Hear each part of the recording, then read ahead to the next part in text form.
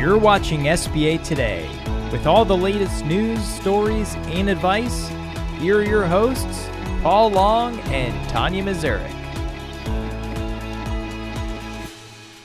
Hello and welcome to SBA Today, presented by Res Title, your SBA title experts for the week of June 10th. I am Paul. I'm Tanya, and we're going to be joined by a very special guest today that Paul likes to call him the SBA Godfather. However, I like to say he's the guru of SBA. You can tell the difference there. And that's Mr. Lance Sexton. Also, Lance is going to talk about the new rules and things that he's been seeing on how this whole thing's been going down with the changes in the landscape. But first, we have some quick news. Actually, say hello first, Lance. Hey, it's great to be here with you guys today, and it's Yay. always fun to talk about changes at SBA. Uh, I've been doing this for a long time, and there have been as many changes in the last couple months as I've seen in the history of SBA. So Oh, fun to my talk lordy. about these. I'm that's why you're on, buddy. That's why you're I was on. gonna say, sometimes fun, sometimes not fun. So we love having you on here to liven it up a bit. Anyway, but first, Paul. Yeah, so there's just a couple things on the news. SBA announced that it will no longer review loan applications Mhm. for affiliation. That is so the hold code 803, they're no longer doing that. Another thing that, again, I just wanted to give a reminder to everyone is Cavers is back into your world, not the E-Tran world. So it sounds like to me they're really dismantling the I forgot what it was called, but the pre thing that was supposed to make everything wonderful. Uh Well, they're putting the onus of figuring out if yeah, there's an affiliation or not back on the banks, guys. yeah, Period. Right? absolutely. So, Absolutely. Lance, what's your thoughts on that? Well, Any the 50, 10, 7, and 7, 1. Suddenly SBA started taking some responsibility for eligibility of a borrower or eligibility of a guarantor. And for whatever reason, SBA has put back the requirement to make eligibility determinations, particularly in the area of affiliation and some simple things like running CAVERS reports. But SBA is putting some of the requirement to determine eligibility back on us. which and again, I think that does bring us back, I think our PLP a little bit mhm. more than it did before, which pros and cons, right? Oh yeah. As with everything, pros and cons. Right. Well, PLP lenders are seasoned lenders and should be able to make a vast majority of eligibility determinations. So Yep. SBA is putting that back on not just PLP lenders, but GP lenders still have to run the CAVERS report and still will have to look and determine if there's affiliation. And I want to make sure that I specify out there that Lance isn't saying that only PLP lenders are experienced and whatnot, because Oh there are no, some GP lenders out there as well that are experienced that have been around a long time that just choose to stay in the GP realm. So I just want to double check no, that so we don't get I any kind of absolutely people out there saying, no, I absolutely agree with that yeah. statement. In addition to that, when SBA came out with the PLP lenders must process everything PLP, there were some PLP lenders who wanted to give back their PLP lending status. Yep. I'm really curious how many actually I did. was a back and forth with that, Lance. I was. Paul and I talked about that a minute because we were so heavy in the GP space for so long, and then we're PLP as well. I was like, should we? Because we can go back into the previous world of getting all everybody else's. But anyway, we did not. We stayed PLP, and I'm glad we did. Well, the fun thing is I was told by a lender that typically your email boxes at SBA are Mm. not staffed by seasoned 20-year veterans of SBA. Quite often they're staffed by loan servicing assistants or loan processing assistants that may not have all the answers that you need. But the new PLP questions email that's out there, Somebody sent an email into that address and actually got a response from somebody that's been around for a long time, so it blew my mind that they were Ooh. actually, servicing the email box. See, that's why we have the Godfather on, who can share us Guru! The guru, guru! whatever. The guru godfather. Yeah. Okay. Anyway, okay, bring us the next one there, Paul. Yep, the next one, and I don't know, Lance, if you watched it or not, but the budgeting testimony Oh my with goodness. Kelly Loeffler. Oh my God, that was Mm. so entertaining. Um, Is that what I you call it? I uh, thought it Entertaining? was. it was crazy. Y'all have a weird sense of entertainment. No, I'm kidding. Yeah, Well, so Just I kidding. just, yeah, I Just just, kidding. and again, Yeah. this is where, again, just politics bug me in general, because there's so many talking points and they just repeat their talking points. Can we just get to the brass tacks and actually answer a freaking question? oh, Like, yeah. I You mean just, not answer a question that's scripted from somebody on the back end that's we, already pressing it to go a exactly, certain direction? Come on. exactly. They Well, wanted to they wanted to but beat her up on the big beautiful Ugh. bill in her Yeah. relationship with our Tesla friend. and Mhm. that, you know what, that has nothing to do with what we're trying No. to like stay on task. Yes. Whatever. I don't think I'll I be have ready a for hard time, and politics. Paul knows this, Lance. I have such a hard time watching some of this. Well, news in general, right? Because of the Uh, spins that people put on it. Just in general, it's like I'd prefer to just go find the news after the fact versus Oh, yeah. watch the whole what they're doing and their stances and their ugh, just annoying. Right. Anyway, keep going. well, On both sides, everybody's side. they did say that 2,700 employees left the SBA, Yeah. and again, I really wish that they would say where. I know the Mhm. disaster service center got hit pretty hard, but again, we have a lot of friends that have left as well, of names that we've known.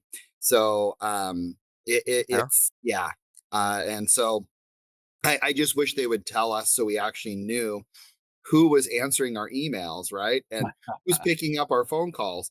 Um, and then, The fun part about it, Paul, is some of the changes that have happened with SBA recently, I think are a direct correlation with those changes and the reduced headcount.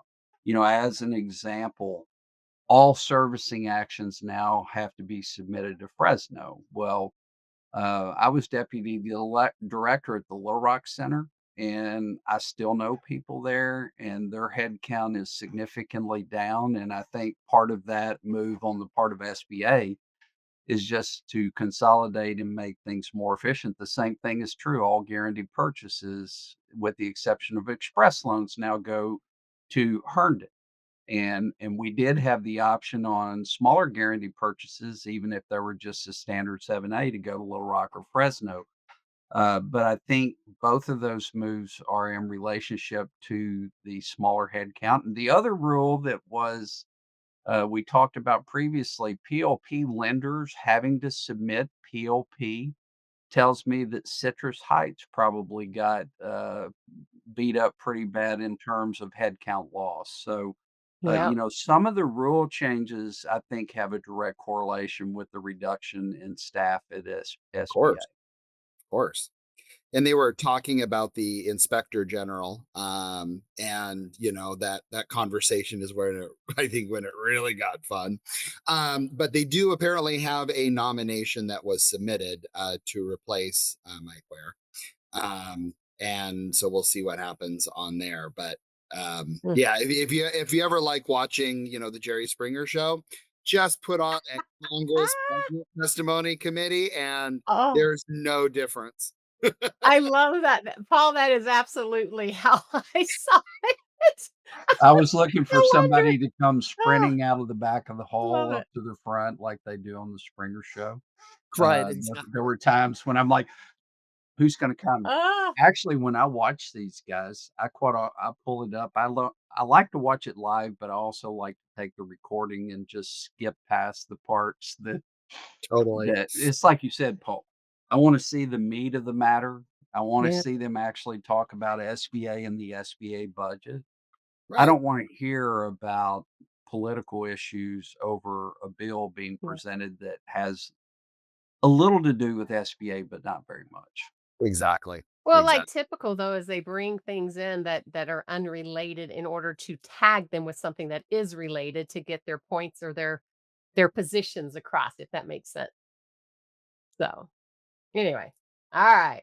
Well, Lance, gosh, okay, so we got through the couple of little news items we wanted to get through. So next, we want to talk about the new rules that came out, which those were some of them. But anyway, the new rules that came out, and what are some of the things that you have particularly seen? Specifically, first, have you seen anyone or any deals with the new seller note having to stay on or getting to stay on or being on in any way, shape, or Right. form?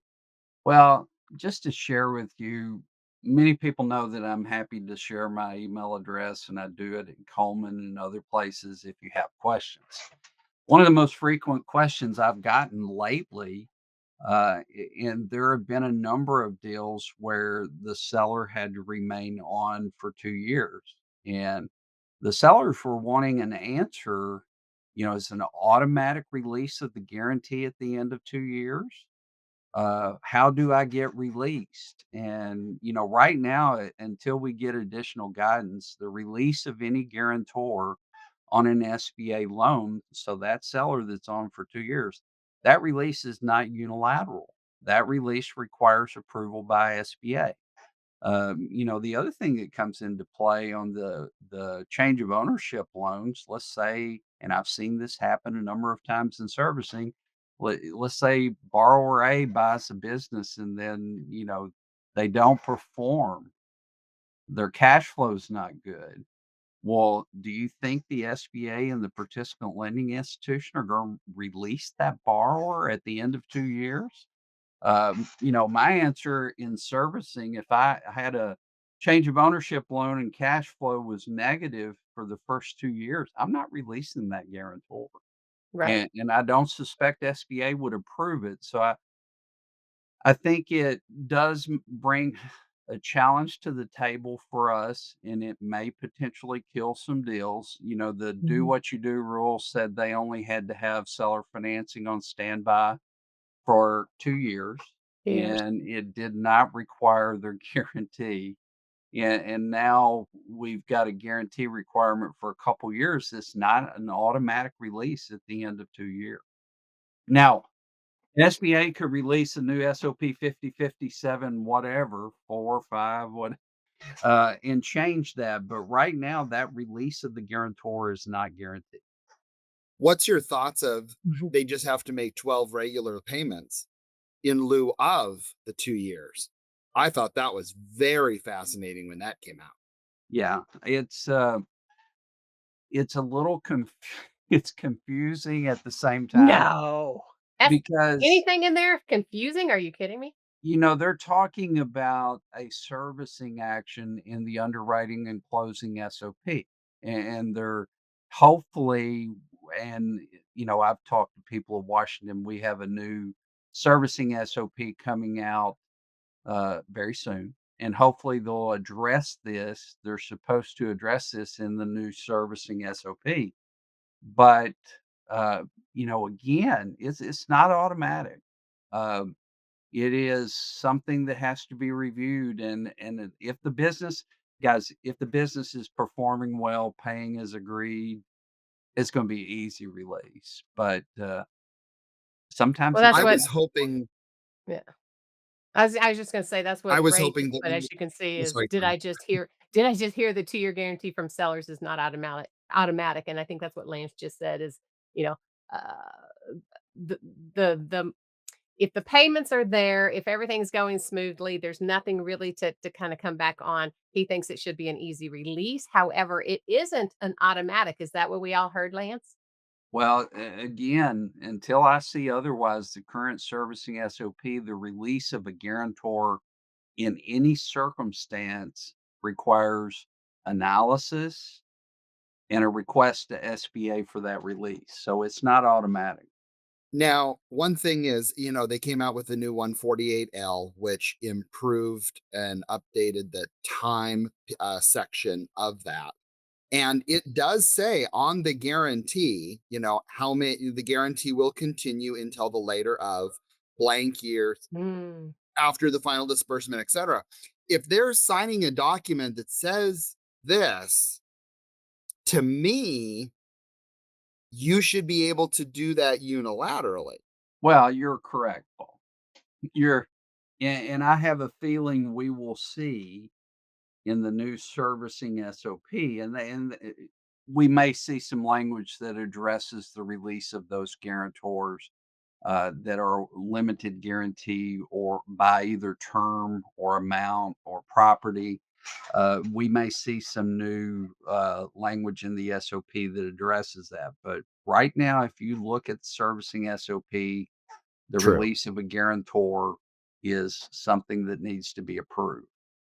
That's true. Well, But if okay. I was Well, a seller, sorry, I kind of go poked it. ahead. If I was a seller and I'm signing this 148 or this 148L, and it says on there 24 months, 2 years, whatever the case is, I mean, in court, I would say, hey, I don't care, lender, if you did or didn't. This agreement that I signed says X. I don't know. That's my Oh, two. I do think that a borrower could challenge it in court and most likely be successful.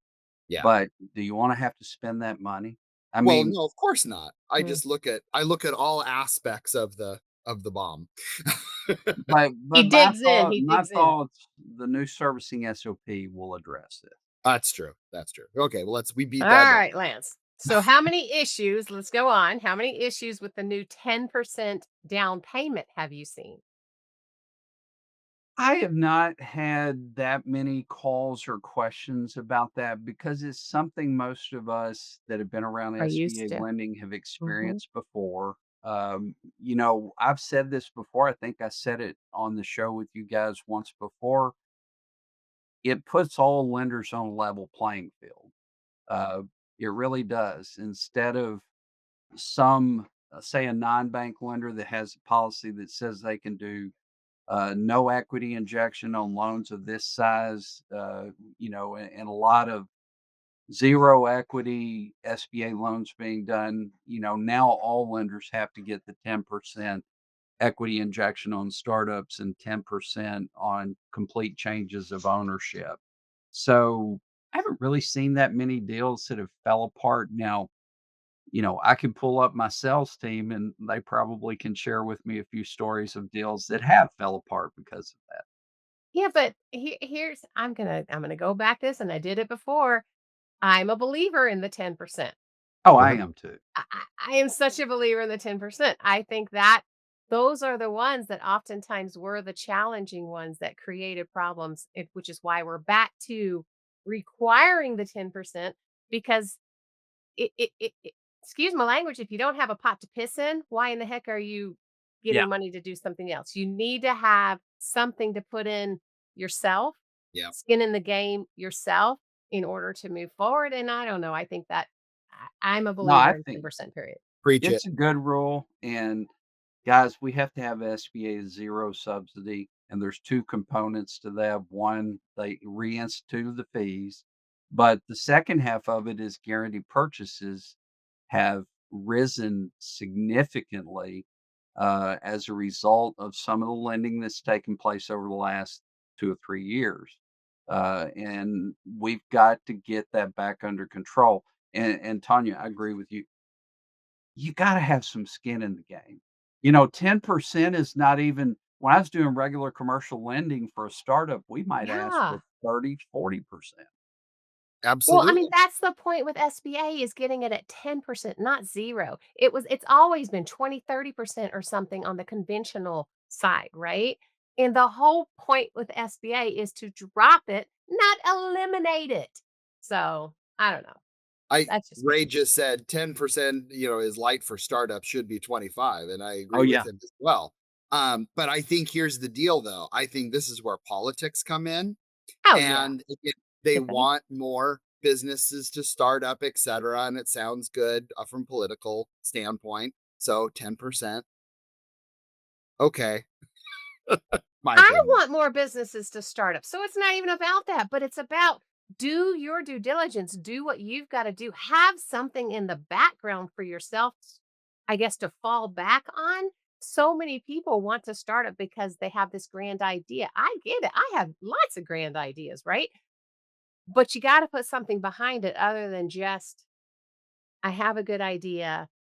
I mean, if you're not doing what it takes to get that 10% up front, what are you going to do down the road whenever something falls apart or you don't have a payment or something? How are you gonna make that happen? I think it just starts it off correctly from the get-go. True, true. Let's move Anyway, on to the alright. next one. Okay, go ahead, Paul. You read this one, Paul. Okay. Small Mhm. loans. So now under 350. Do we have to take the house on small loans? I have an opinion, Uh, but Imma let you go, that's a Lance. that's a trick question, Paul. That's So, why I asked you. um, you know, yes, the answer is yes. Now, being somebody who's spent a lot of my life in servicing, I wish the answer was no. I can't tell you how many liquidation projects we have where there appeared to be equity in the project. Say you have a $500,000 house with a $350,000 first mortgage. And you think, wow, there's 150. Well, it's going to take 25 to foreclose. When you sell the house, you're going to pay another 30,000 to the realtor for selling it. You're probably going to spend another 10 or 15,000 just insuring it, keeping it secure. So, what I like to look everybody in the eye and say, no, you don't have to take it anymore. But yes, I would, but you do. Okay, Lance. Now I'm gonna come back at you on that one because I'm gonna say, what about though the mentality or what it puts behind those borrowers whenever there is the chance to actually just walk away from that business they started and they don't have anything on the line. What about the mental piece of it of their house is on the line? Even if there's not equity, even if there's not, how many do you think don't go to servicing because they make it happen because they've got that house on the line? No, I agree with you 100%. It's a commitment issue. And when you take the junior mortgage on the residential real estate, they're going to do what they can do to make sure the payments are made so they don't lose their house. But on the ugly side, on the liquidation side, I've seen people walk away from their house in a heartbeat. Yeah. Ugh. Yeah. So it's but yes, Paul, the days of not having to take collateral on SBA small loans the same way we do on regular 7A loans, those are over. Yep.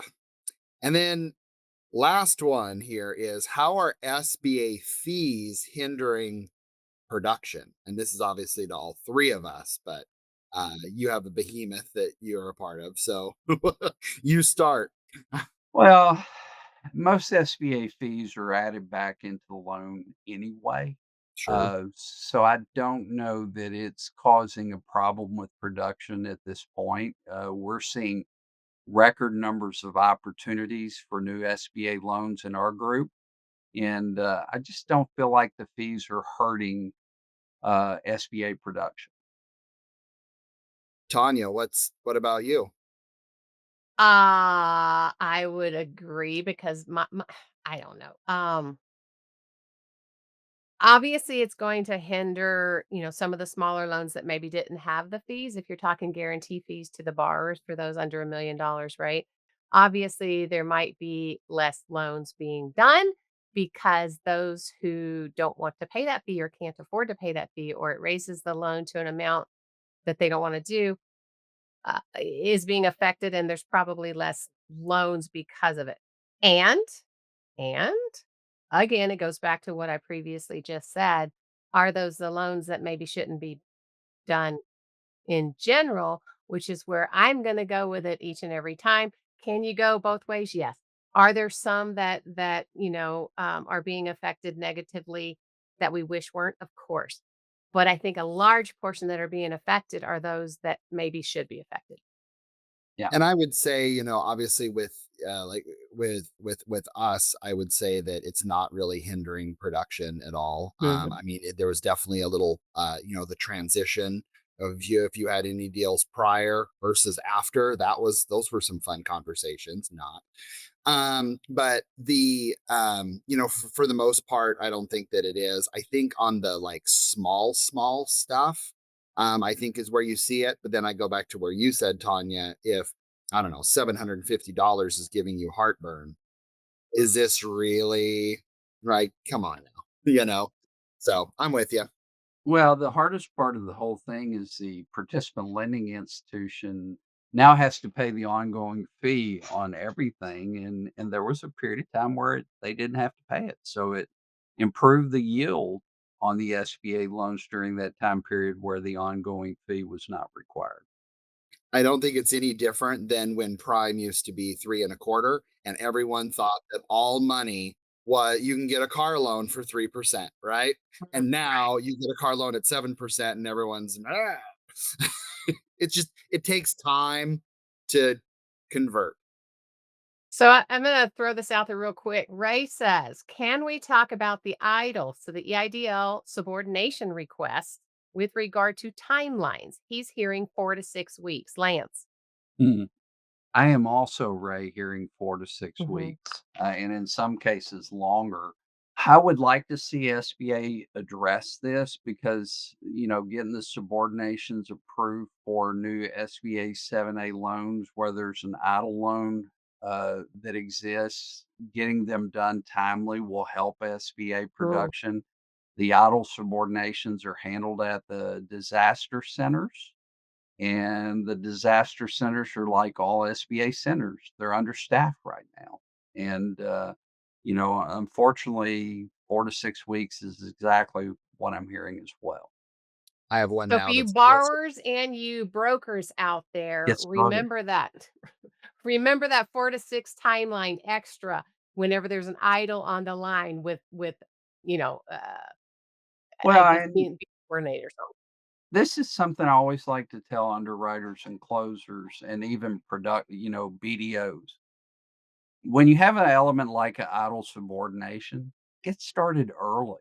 I mean, it doesn't mean that if you request an idle subordination that, if for some reason the deal fell through, you're in trouble. But there are a lot of items in underwriting and closing that, I used to collect back in the day, the 4506T, the first time I met with the customer, because back then it was taking 4 to 6 weeks to get transcripts back. So first meeting, I'm like, "Now your loan's not approved, but I need you to fill out this form so I can verify your tax returns." I would yeah. collect that immediately. So those items that have time lag, get them collected early. amen. That's also with life insurance. For all you borrowers Yes. and brokers out there, your life insurance, get that going early. Let's see, what else? What are some of the others that are the Landlord consent. oh my gosh. Yeah. So get those done as well. Well, Lance, oh my goodness. I don't know, Paul, I think we're out of time and stuff, but Yeah, Lance, no, this was wonderful. we've Thank you, Lance. Appreciate your we time. could talk to you all dadgum day We long could. though. That's the Well, thing. I mean, it's so easy. There's so what many would be things that fun, you could tell us. guys?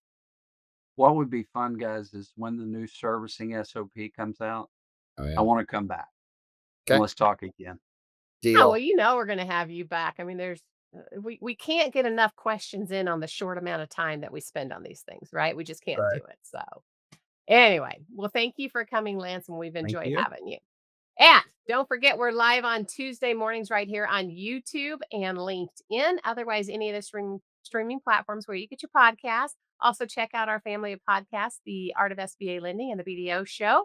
We will see you back here on Tuesday next week. We've enjoyed having you, and go be your big bad selves. So we'll talk at you later. Be a good SBA citizen. That's There you right. go.